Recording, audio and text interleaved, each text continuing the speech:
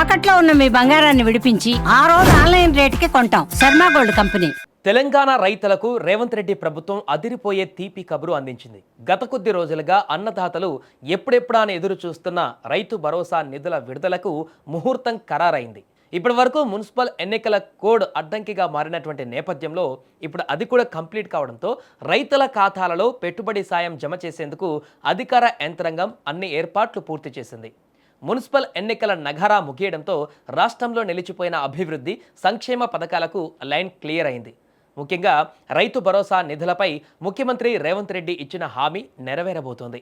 ఈ నెల 11న polling, 13న counting ముగిసి కొత్త పాలక వర్గాల ప్రమాణ స్వీకారం కూడా పూర్తి కావడంతో ఎన్నికల కోడ్ నిన్నటితో ముగిసింది. దీంతో సుమారు 9,000 కోట్ల రూపాయలను రైతుల ఖాతాలలోకి బదిలీ చేసేందుకు ఆర్థిక శాఖ కసరత్తు చేస్తుంది. మరో 2-3 రోజులలోనే రైతు భరోసా నిధులు అకౌంట్లలో పడనున్నాయి. ఇక ఈసారి రైతు భరోసా పంపిణీలో ప్రభుత్వం కీలక నిర్ణయం తీసుకుంది. Satellite mapping, synthetic aperture radar technology ద్వారా కేవలం పంట సాగు చేసిన భూములకే సాయం అందించాలని భావించినప్పటికీ సాంకేతిక ఇబ్బందుల దృష్ట్యా ప్రభుత్వం వెనక్కి తగ్గింది.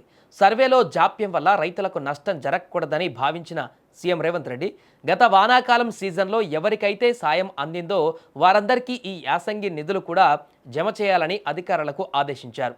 మున్సిపల్ ఎన్నికలలో ఘన విజయం సాధించిన ఊపులో ఉన్న కాంగ్రెస్ ప్రభుత్వం ఇప్పుడు గ్రామీణ ఓటర్లపైన దృష్టి సారించింది. త్వరలో జరగబోయే మండల, జిల్లా పరిషత్ ఎన్నికలలో క్లీన్ స్వీప్ చేయడమే లక్ష్యంగా రైతు భరోసా అస్త్రాన్ని ప్రయోగిస్తోంది. గ్రామీణ ప్రాంతాలలో పట్టు సాధించాలంటే రైతులకు పెట్టుబడి సాయం సత్వరమే అందించాలని భావిస్తున్న ప్రభుత్వం ఈ 2-3 రోజులలోనే నగదు బదిలీ ప్రక్రియను పూర్తి చేసి ఎన్నికల రణక్షేత్రంలోకి వెళ్లాలని యోచిస్తోంది.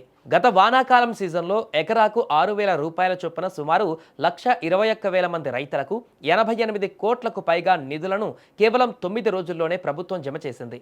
అయితే ఈసారి మరింత పకడ్బందీగా ఎలాంటి కోతలు లేకుండా అర్హులైన రైతులందరికీ ఒకేసారి నగదు జమ చేయాలని ఆర్థిక శాఖ భావిస్తోంది. బీడు భూములు, రియల్ ఎస్టేట్ వెంచర్లకు కాకుండా నిజమైన సాగు భూములకే సాయం అందాలన్న తమ లక్ష్యాన్ని కొనసాగిస్తూనే ప్రస్తుతానికి వానాకాలం లబ్ధిదారుల డేటాను ప్రామాణికంగా తీసుకుంటున్నారు. ఇక రైతు భరోసా కోసం రాష్ట్ర ఖజానా నుంచి సుమారు 9,000 కోట్ల రూపాయలను ప్రభుత్వం సమీకరించింది. పట్టా భూములు కలిగి ఉండి సాగు చేస్తున్న ప్రతి రైతుకు ఈ సాయం అందనుంది. గతంలో 3 ఎకరాల లోపు ఉన్న వారికే ప్రాధాన్యత ఇచ్చిన ప్రభుత్వం ఈసారి ఆ పరిమితి లేకుండా వానాకాలం సీజన్ మాదిరిగానే పూర్తి స్థాయిలో నిధులు విడుదల చేయనుంది.